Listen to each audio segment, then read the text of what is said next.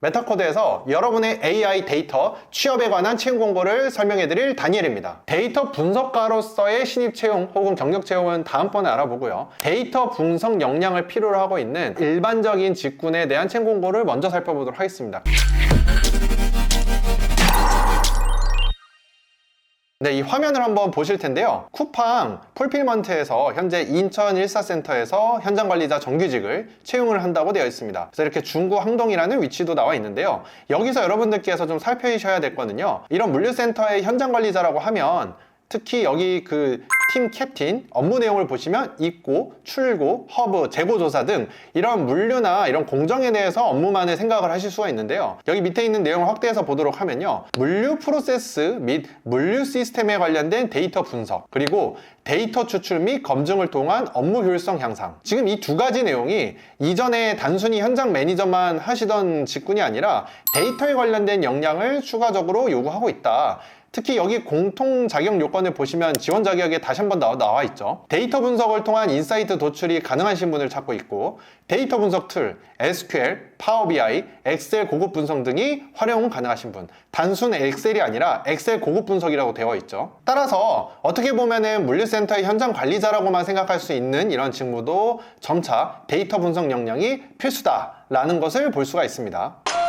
두 번째는요, 토스뱅크에 있는 리스크 매니저, 리스크 기획에 대한 채용 공고를 가져왔습니다. 이런 리스크 매니저 같은 경우에는요, 위험관리팀 소속으로 위험관리 정책 및 기획, 전사, 위험관리 및 미들오피스 등에 대한 업무를 수행하고 있습니다 라고 되어 있죠. 특히 여러가지 위험관리 기준과 리스크 거버넌스를 관리하고 중단기 위험관리 사업계획을 수립을 하며 다양한 그런 기획성 업무를 진행을 하고 있는데요. 여기서도 보시면 이런 분과 함께 하고 싶다는 내용을 좀 볼게요. 당연히 각종 금융상품과 리스크에 관련된 이해도, 그리고 이런 법률적인 부분들에 대한 체계적인 이해가 있으시면 더 좋고요. SQL 및 SAS, 그리고 파이썬, R 등 통계 툴을 이용한 데이터 분석 능력이 필요하다고 나와 있습니다. 이런 마지막에 있는 항목은 최근에 채용 공고 등에서도 계속 추가가 되고 있는 만큼 이번 예시에서도 알 수가 있었습니다.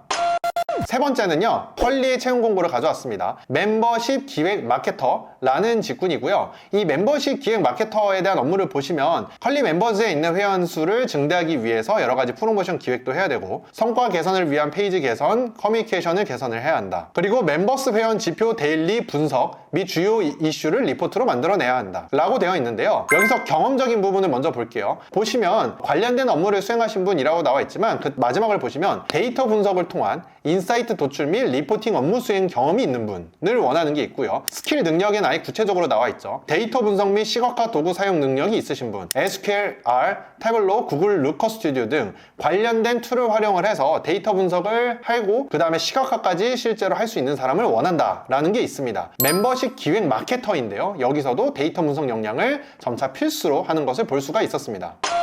다음으로는요, 재무기획팀에서도 한번 채용 공고를 볼게요. 여기서도 보면요, H2O 호스피탈리티라는 회사에서 재무 관련된 팀장급을 채용을 하고 있는데요. 재무 관련된 부분에 있어서 당연히 팀장급이기니만큼 관련된 업무 경험에 대한 것도 있지만요. 그래서 원가 개선 및 분석, 비용 관리, 재무계획 및 예산 수립, 실적 분석 및 보고, 우리가 흔히 아는 부분들에 대한 주요 업무가 있고요. 여기서 우대사항에 대한 내용도 좀 보시면요, 데이터 분석 및 시각화 도구 활용 능력, 엑셀, 구글, 파이썬이 또 있습니다. 파이썬도 할 줄 알면 좋고요. 태블로 등도 있고요. 그러니까 이게 무슨 말이냐면요, 데이터가 너무 많아지면 엑셀로만 하는 부분들이 한계가 있어서 파이썬으로 또 가져와서 이런 데이터 분석을 할 수 있는 부분들에 대해서도 지속적으로 재무 쪽에서도 요청을 하고 있다라는 부분을 살펴볼 수가 있습니다.